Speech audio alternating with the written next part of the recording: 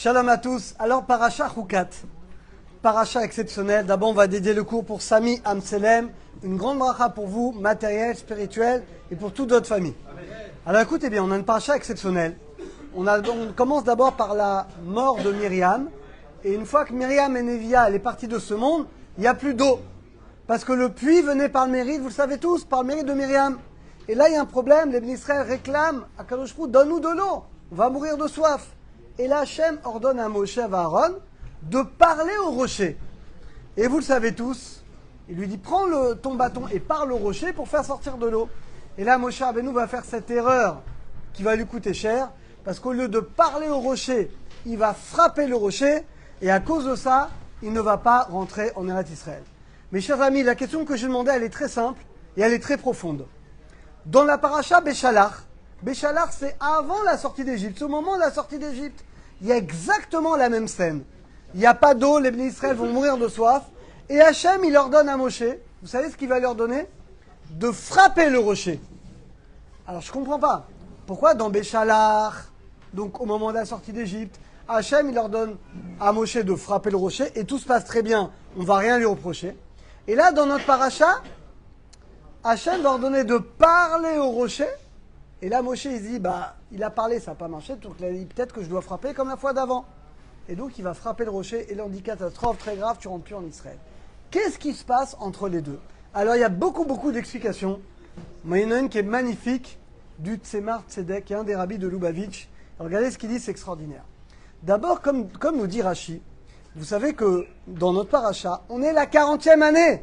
Attention, nous dit Rashi, tous les hommes entre 20 et 60 ans qui avaient fauté dans la faute du veau d'or, dans la faute des explorateurs qui étaient au début de la sortie, jusqu'à on est sorti d'Égypte, juste après, toute la génération sont morts.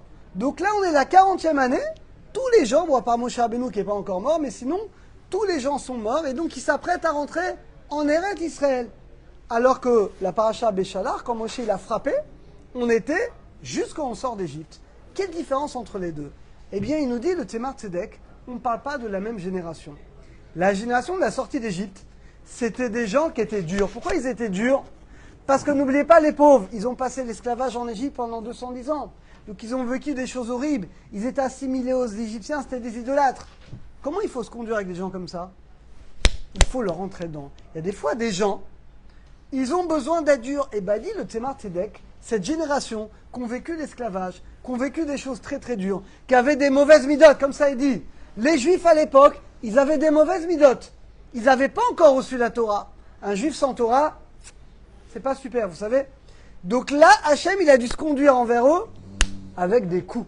Et c'est pour ça qu'il va dire à Moshe, Moshe, frappe le rocher. Donc en fait, c'est un signe pour dire à Moshe, Moshe, les Juifs, il faut être dur avec eux. Il faut les frapper.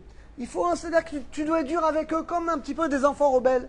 Mais là, on est la 40e année. On a étudié la Torah pendant 40 ans dans le désert avec Moshe Rabbeinu. Or, la Torah, donc là, c'est une nouvelle génération de gens, de Juifs qui sont nés dans le désert avec la Torah, avec Moshe Rabbeinu. Et là, c'est plus la même génération. Et là, cette génération, Hachem dit, mais non, tu n'as plus besoin de les frapper. Il faut juste leur parler gentiment, avec amour. Et ça va faire sortir en réalité la Torah. D'ailleurs, il dit, c'est pour ça qu'il y a une différence entre Tsour et Sela. Alors, vous savez que c'est deux mots qui veulent dire rocher. Tsour, c'est un rocher. Sela, c'est un rocher. Mais bizarrement, dans Béchalach, on parle d'un Tsour. Alors que dans notre paracha, on parle d'un Sela. Pourquoi la Torah ne prend pas le même mot si c'est un rocher? Alors, regardez, il dit, le Rav Yoram Aberger quelque chose d'extraordinaire. Il dit que Tsour, c'est toujours lié avec Elohim, Midat Adin.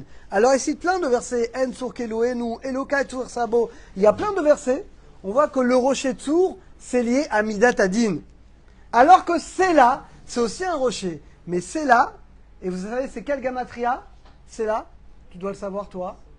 C'est Noam. C'est la gamatria de Noam. Noam, c'est agréable. C'est gentil. Comme Noam, c'est bon, on dirait pas, mais en fait, il est gentil. C'est en réalité, c'est la douceur. C'est le fait d'être agréable. Et finalement, Sela, eh bien, c'est Yudke Vavke. C'est l'attribut de miséricorde. Pour dire en réalité qu'on est passé de Midat Adin, Midat Adin, l'attribut de rigueur, c'est quand on sort d'Égypte, à Midat Arachamim, quand on est maintenant finalement dans le désert.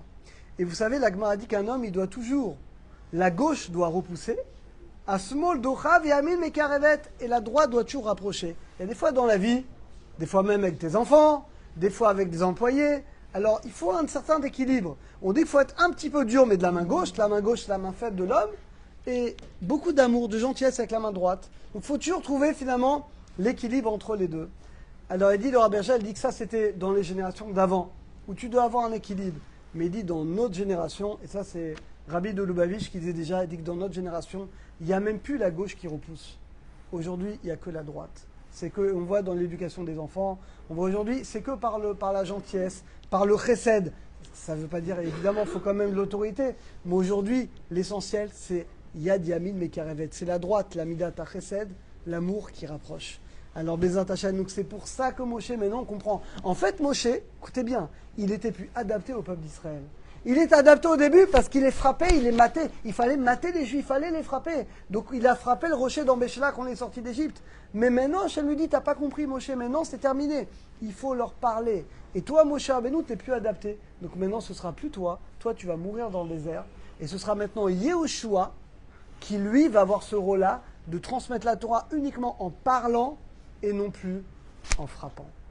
Alors qu'on ait le mérite, Bezrat Hashem, et ben chacun de transmettre la Torah en parlant, par le chesed, par l'amour et par la miséricorde. Et n'oubliez pas, c'est là, c'est Noam.